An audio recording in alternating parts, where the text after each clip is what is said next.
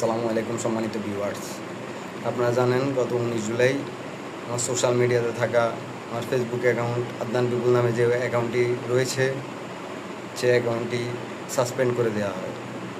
বাংলাদেশে খুবই জনপ্রিয় একটি পেজ দ্বারা আমার অ্যাকাউন্টটি সাসপেন্ড করা হয়।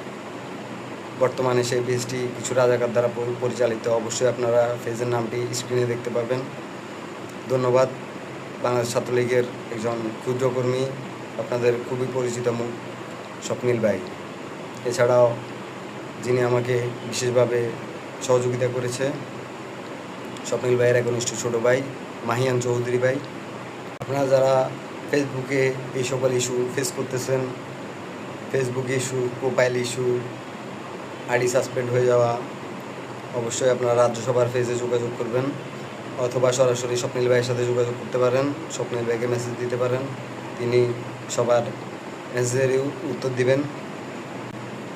এছাড়াও আপনারা যোগাযোগ করতে পারেন মাহিয়ান ভাইয়ের সাথে অথবা সরাসরি আমার সাথে যোগাযোগ করতে পারেন।